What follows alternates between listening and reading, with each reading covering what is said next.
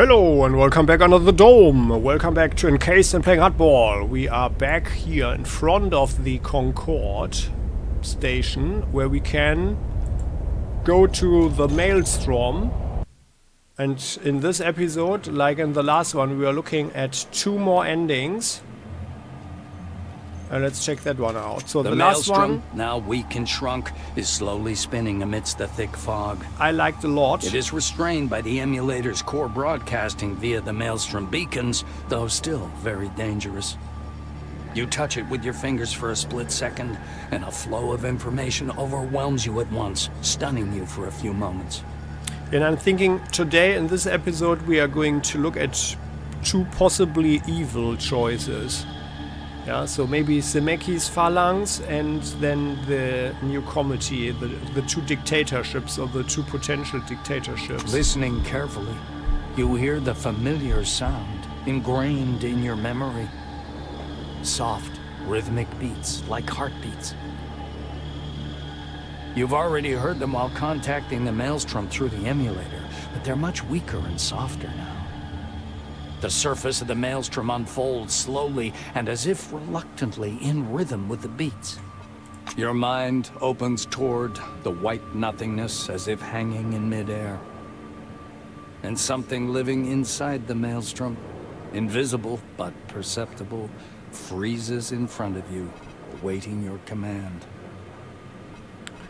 So, I mean, we could also mess up the... Well, we are trying out everything. I want to see everything. But we could also, by the way, mess up with the Phalanx. So, that could be interesting. So, we've listened to Rousseau.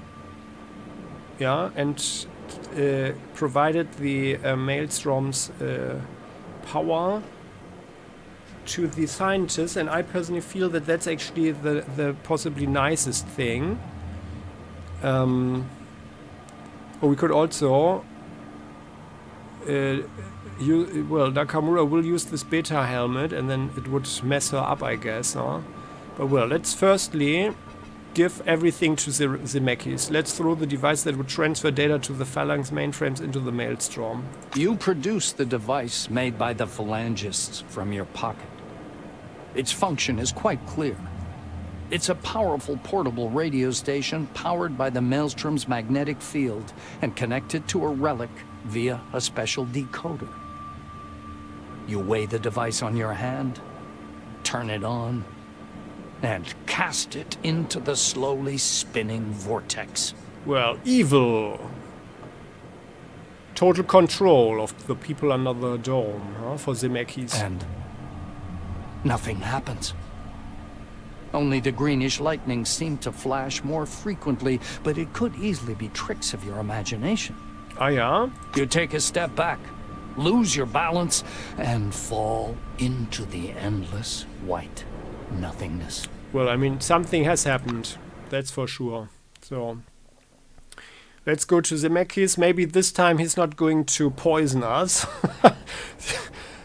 That's certainly... also a thing. Looks at you with Yoko come along. Further studying of the girl. Yeah, come around. So if you want to read the full dialogue, either click pause or look at the second last episode where we had the first ending. There we talked with everybody, which is why I'm also speeding this one up. So the Zemeckis should be like, oh, I can't find the guy here, so. And I would imagine that no one actually has any different dialogue, except for the person who's being betrayed and or... Oh yeah, well, yeah. Oh, by the way, we never talked with Cheerful Jack. What is Cheerful Jack saying? Where is he actually? It doesn't say on the map, right? Karma. I wonder why Karma has her own sign. Don Spencer Hieronymus. Yeah.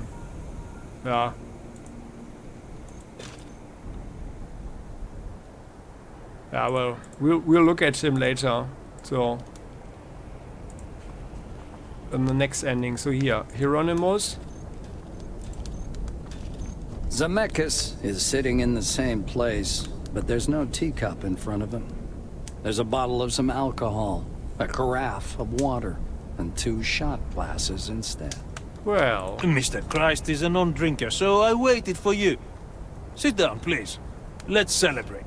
Hieronymus raises his shot glass over his head. Well, you know...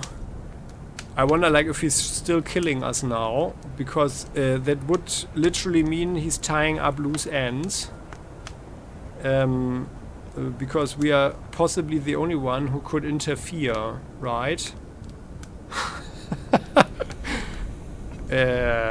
Well, but yeah, let's still sit down. Zemeckis points at the bottle with a broad, slightly drunk gesture. Ouzo. A national drink. Kind of Anish hoods, but with some peculiarities. It's advised to water it down, but I prefer it the way it is. And I advise you to do the same. Yeah, Ouzo is a great beverage, so, well, I'll have the Ouzo straight. Good choice. Ouzo goes fine, regardless of its strength. Hieronymus fills your glass. The strength is breath-catching, but the drink is good indeed. It smells of fennel and cloves and gives a soft, warm sensation. Aha, very good. No metallic aftertaste. But actually, Ouzo is best if it's like really ice cold. In my opinion, at least. So. Zemeckis reclines in his chair, looking pleased. Feasts usually require small talk. But goddammit, I have no idea what to ask. So go ahead. You ask. Well, you know, I don't know anything about your past. I know that you are an orange. Hieronymus roars with sincere laughter. And what do you expect of my past? A biography of some historical figure? Of a mythological character? Oh, you obviously want some answers. He stops laughing and refills his shot glass, growing grim. I was in jail. Got here as an orange, but changed that soon enough. Managed to organize everything. I was noticed and promoted to the Blue Wing. Took some of the more witty guys with me. The infrastructure was building up quickly then. Everyone strived for senior posts, while I secured myself an assignment to the most damned asshole in the South. And where there are no bosses, you'll soon become the biggest boss yourself. So it was. I became a Silver. They gave me men, tech, funding. Hieronymus looks through his glass. Well, quite the career already. Then the incident happened. And then, little by little, step by step, the Phalanx formed. If you look for some life lesson in my past, here it is. Create something out of nothing. Zemeckis downs his glass. Well, that's actually good advice. Also works for a YouTube channel, right? Playing hardball out of nothing. So, well, yeah. Well, what could we be in the Phalanx? You? Whatever you wish. Your health. He reaches with his glass toward you with a serious expression, making you clink glasses with him. Well, I mean, he knows how to make friends and, well, companions. So, well, what is going to happen to the dome now? The Phalanx leader strokes his beard. The most glittering future possible. The Maelstrom is what we thought it to be. It is a database. An encyclopedia. Imagine every person having a book which they could open to find the most precise answer to any question. Such a book belongs to us now. And it will soon belong to everyone inside the dome. Well, that it would belong to everybody under the dome. That's what I doubt. Like, my impression would be that this guy would actually control it. But I mean, yeah. Well, okay. Many thanks for this pleasant company. We've got to go. The drunken Hieronymus nods. Thank you too. You're always a welcome guest here. We, the humanity, the dome, we owe you. He blinks sleepily, the glass wobbling in his fingers. Well, okay. So, and, well, let's talk to the Don Spencer, so... My regards. Don nods importantly to you, pressing his hand to his chest. He's reserved and terse, as usual, but the look in his face says it all. Well, okay, I guess we've got a pretty good standing with the black... Not now. With the blacks now. Oh no, here, there. Rhonda. Not now. Ruby. Not now, huh? Well. Okay then, so let's get it off here. And then let's see what kind of ending that means. I mean, okay, so we can speculate and... Yeah... I mean, okay, so the thinking is, of course, well, you want to have a strong leader and personality to provide leadership and guidance and some form of control, but wise enough to give the people who have the competence, you know, the freedom they need to accomplish their task. In this case, the scientists, right? And I think the decisions that we've made before are probably, they are very democratic sometimes, like with the scientists, for example. But they, of course, they lack this, you know, this figurehead that could unite all the resources and therefore create something even better, yeah, and during the whole game, we always encountered the situation that no one really could master all the resources. Yeah, and all what I think that whatever they did, it was always out of weakness as well. For example, Nakamura in the new committee, yeah, treating the orange wing like slaves, for example. That's yeah, and trying to keep control like that. That's just a time. That's sign of weakness, actually.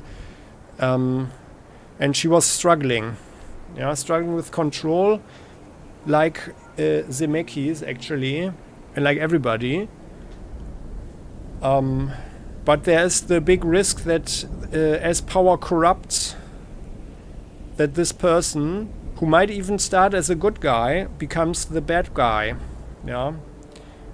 Which is what democracy is actually all about. that you have some control and can get rid of someone in a more or less civilized manner, yeah, without bloodshed.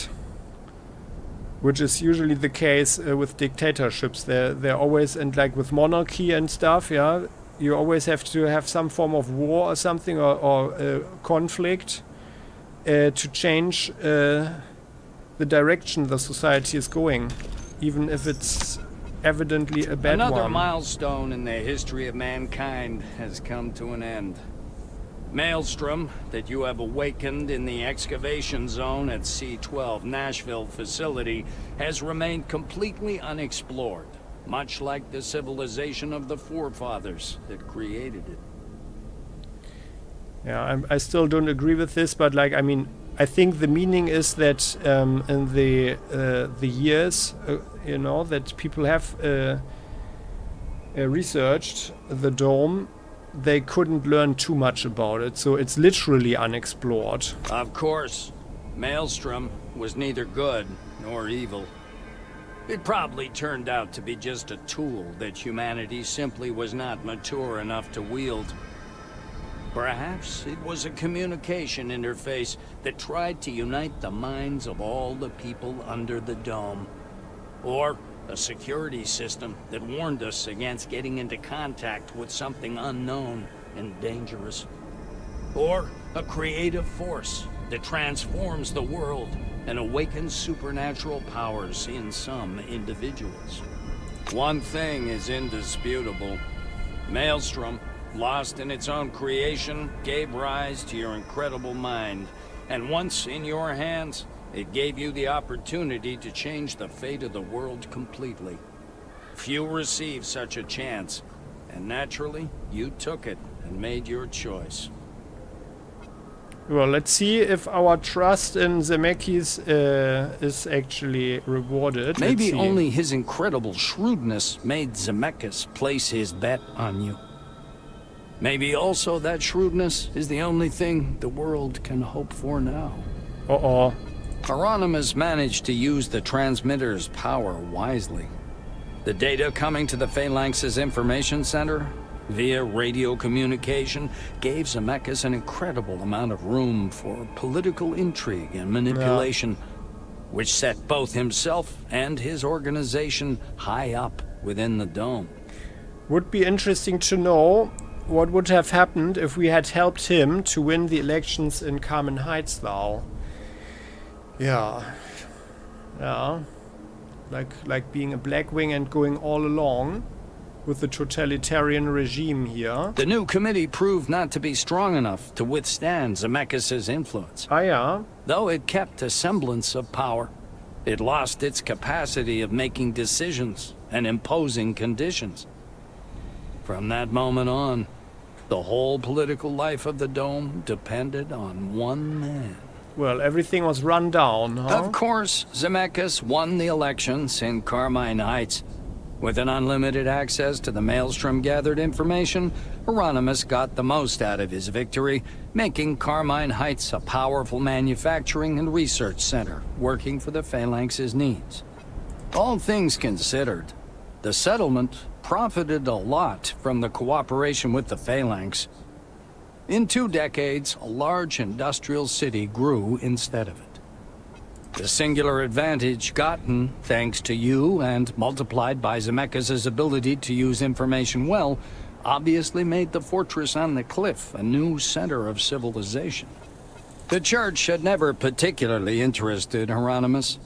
Once he got access to the virtual world technology, Zemeckis had seemingly forgotten about the cult and never intervened in its affairs later. Your help and support to the church resulted in it spreading all over the Dome in just a few years. Its branches opened even in the farmost places. No qualitative leap in the virtual world technology occurred, and both the church and its faith became something quite mundane after a while. The organization existed for many years, reaching its full potential in 1993, a couple of years before the abbot's death. As for the picnic neutral zone, it degraded slowly for many years. Your help proved to be not enough to provide its autonomy. Well, okay, I guess Zemeckis didn't have any strategic interest in them. You actually finished the entire gang of fops off by convincing their queen to go looking for her past. Without Victoria, the fops became weak and undisciplined. They scattered all over the Dome and died away within several years.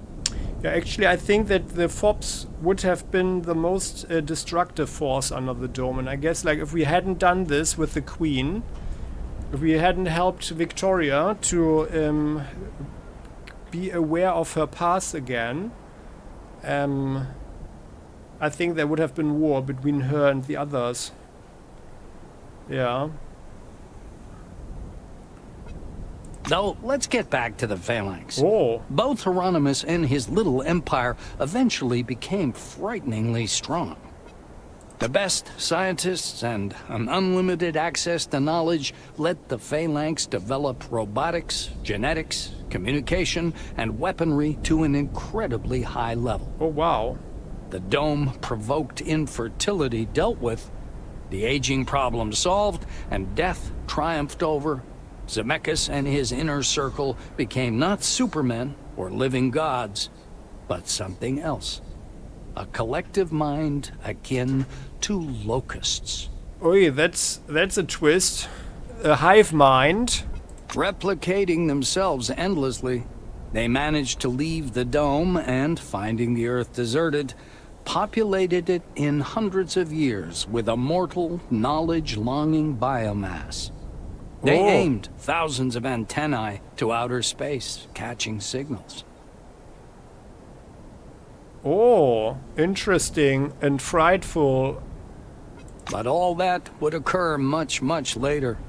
By that time, The Barons would have erased your traces, and your bones would have decayed. Only your name and a detailed chronicle of your life would remain, preserved and scheduled accurately within a margin of seconds. Oh wow, we could create the Borg, huh? A new version of Borg. Wow. Well, that is actually unexpected. That was unexpected. Interesting. An interesting sci-fi scenario. Okay then. Let's look at another one for this today's episode. There we go. And I think now we are actually giving the other potential dictatorship the power. Well, this is actually probably the real dictatorship here, Nakamura. Let's do that. The Maelstrom, now weak And I'm and just shrunk, clicking. listening carefully. Yeah, so your yeah, mind it's always the opens same toward text. the white nothingness as if hanging so, in midair. And something living inside the Maelstrom. Listen to Invisible, Nakamura. Pass the control over the Maelstrom by freezes configuring in the front beta of you, helmet in the appropriate way. If you produce the beta helmet from your pack, take it closer to the slowly spinning streams of the Maelstrom and order the Maelstrom to pass control. Despite the unclear phrasing, the Maelstrom fulfills the order precisely. A little greenish lightning flashes and burns bright inside the glass bulb of the helmet. I still wonder how they could construct such a thing if they don't even know much about the Maelstrom, but well. Packing the helmet, you realize that you no longer direct the Maelstrom. The control is lost, and the space around you is stretching and swirling, curling into an endless, quivering, white nothingness. You freeze inside of it, like in a zero-gravity state, squinting against the light, pouring from all directions. Uh-huh. But then, we suddenly wake up somewhere, or what? Yoko, come along. Because we can't be alone. We are afraid alone. The girl. Come Command along. protocols are set. I am ready to explore the dome, Senpai. So, and then... that was actually like here, right? Yeah, there. By the way, they don't even have a symbol here. Like their banner of Carmen Heights or something. Yeah. I personally feel that the scientific solution is the best one, the most optimistic one for humanity. You could even argue that it's, you know, a devolution, what Hieronymus is standing for. Sabal, you're scary. Singh stands guard, clutching his weapon. Yeah, scary MF. I thought they So could then only be Kimiko. found on military bases. Where did you get that servo shell? I don't like the tone, Yana. So Kimiko, you old Nakamura dictator. is pacing back and forth in her tent, but stops anxiously when you come in. Did you bring the helmet? Well, here you have it. We give Kimiko the helmet just to the Maelstrom's The Silver frequencies. takes the device out of the case with extreme caution, her hands trembling a bit. She turns to you. You fulfilled your part of our treaty and did a huge favor to the citizen of the new committee and of the entire dome. Have no doubt, all our agreements will also be fulfilled. Thank you for your cooperation. By the way, like, I mean, she has some cyborg thing here, or a cybernetic implant, and that's completely missing from the game. And you would actually, I would have expected that we could augment our characters a little bit or whatever. Yeah, but this is the only thing. And now that she has that as the only person in the game, as far as I remember, that's a little bit weird. Yeah, it doesn't make so much sense. Because there would be more people and she would not be a person who would let such an experiment be done on her without other experiments going on. Well, that's it? Sabal? Sable frowns. I saw how you looked at the helmet one last time before giving it to Kimiko. Are you sure you know what you're doing? I'd like to believe you do. Well, I trust my own judgment, right? She's not going to be a dictator. No, she's not. She's not going to be a very bad person. Not now. Because everybody who's a bad person like her doesn't want to be a very bad person, right? With absolute power. And I was starting to get bored. Ah yeah, without a servo shell, Charles Holiday appears emaciated and he's wearing a morose expression. They commissioned me, I know. Now I'm on Nakamura's guard duty. It may seem like a promotion, but there's nothing fun about it. Later. So I think we are looking at a rather sad time under the dome, huh? With her in charge, but well. So I personally think that this is probably the worst thing that we could do in the game. Well, with Zemeckis, that's... I mean, it's an interesting outcome. That's certainly very interesting. It's quite interesting. I didn't expect that.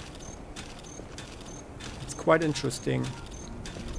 Humanity transformed into a weird being. So they're exiting the dome with another Ursula. milestone in the history of And there we go. mankind has come to an end. Let's continue. Of course, I'm clicking Maelstrom it away was now. neither good nor evil. Yeah, creative But force. one thing is indisputable: Maelstrom, And lost well, in its few own receive such a Maelstrom, chance, right? which mankind spent so much effort to conquer, was too valuable to destroy and too dangerous to make it a public good. That's why you put control over the Megalo anomaly into the hands of a woman who can keep her cool in even the worst scenarios. Is that so, or why were her hands trembling like that? Equipping the Beta helmet, Kimiko engaged in a merciless struggle with everyone who defied the committee's monopoly on power. The fight lasted several months and ended in her enemy's decisive defeat. Oh wow. Yeah, so I mean Zemeckis was didn't waste resources on war at least. Magellan, which even under the new committee had been showing the first signs of self-government, finally lost its autonomy. The post of base director was abolished, and the station flooded with citizens. Years later, Magellan merged with the city to form a huge metropolis. Well, Carmine Heights, which had never claimed leadership under the dome, finally lost its position. With Maelstrom's overwhelming power at her disposal, Kimiko forced the community into indentured servitude based on dishonest and unbalanced trade deals. Bloodied and weakened, Carmine Heights would eventually become a protectorate of the new committee. yeah, the word is forced. Yeah, with Zemeckis it's at least only manipulated, which is like the next bad thing. As far as the church was concerned, Oh. Kimiko used all of her growing influence to crush the brainchild of the abbot in Santiago. After she officially banned the church in 1982, the temple building was confiscated. Some believers went deep underground, the rest were condemned to forced labor, confined as dangerous mental patients. Uh-oh. That's a nightmare. The abbot died a couple of years later, and Reverend Santiago was shot and killed by an assassin in 1989. Oh no, what have we done? What did we do? But the technology of the virtual world outlived its creators, preserved in the most disgusting of forms. With Maelstrom's awesome power at her disposal, Chairman Nakamura turned the virtual world into a corporate propaganda machine, layering entire sections of the barrens and slums with deceptive digital mirages.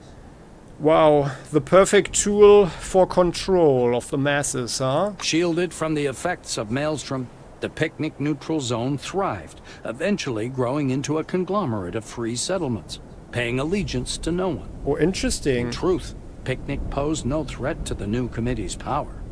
This was obvious to everyone, including Kimiko herself, who simply left the neutral zone and its inhabitants to their own devices. I don't feel that that's actually convincing, because she has a character who wants to control everything. And with that thinking, yeah, doesn't matter how weak the roadside is, the roadside picnic.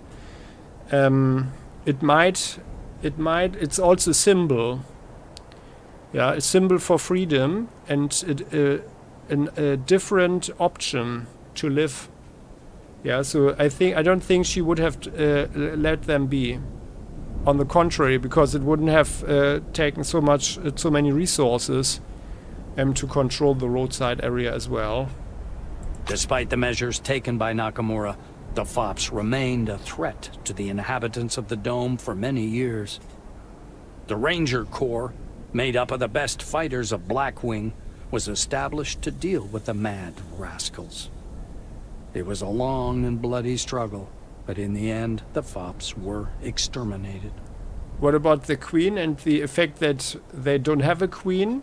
In the end, everyone was resigned to the absolute domination of the new committee, except for the Phalanx. Knowing they could never prevail in a military conflict, Hieronymus Zemeckis chose to wage a war of espionage, bribing and enticing the new committee's top managers, whose minds, for some reason, were resistant to Maelstrom's powers. Interesting. The constant struggle with traitors and dissidents made Kimiko paranoid and cruel. During her last years in power, Nakamura ruled from a secret bunker, surrounded by an elite guard, dozens strong. Well... In May of 1996, despite the increased security, the Beta helmet was stolen and destroyed by unknown persons. A few months later, in August of that year, Chairman Kimiko Nakamura was shot to death in her bed. Possibly by her guards, the Praetorian Guard. The unrest that followed the destruction of the helmet escalated into all-out civil war. There you go. After Nakamura's death, power passed into the hands of the Military Council, which suppressed the protests at Magellan and in the city at the cost of many lives. The conflict severely weakened the new committee in numbers, resources, and political influence, and they were soon absorbed into the Phalanx. Yeah, Zemeckis gets his way all around. Though it became obvious much later, after many years, by that time, the desert had covered your traces.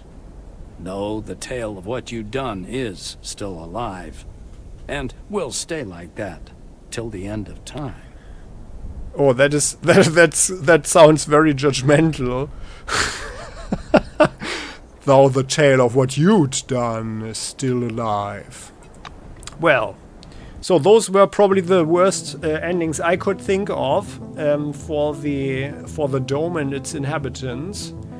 Yeah, well, but in the next episode we will explore 2 more and then continue until we run out of endings. Well, but that's certainly interesting. That's an interesting twist, and like for Zemeckis at least. And there we can already see again that there is some quality fiction behind this game, despite the shortcomings that we've noticed lately. Yeah, but well, that's actually pretty nice. So, well, I hope you found this one entertaining and interesting, and helpful maybe even. And well, if you did, it would be nice if you clicked the like button. And don't forget to subscribe to the channel, hit the bell so you never ever miss an episode again. And well, what do you think? What do you think about these endings? Is that also realistic, maybe? I mean, I do like the criticism that's... and well, they like also the calculation about what happens to dictatorships, yeah? And well, there is no dictatorship that is stable in the long term. So, and so far that's actually a rather realistic outlook, in my opinion. With Kimiko. But certainly interesting. Well, yeah, you are heartily invited to share your thoughts in the comment section. And well, then we'll continue next time. Many thanks for watching. See you then. Bye-bye.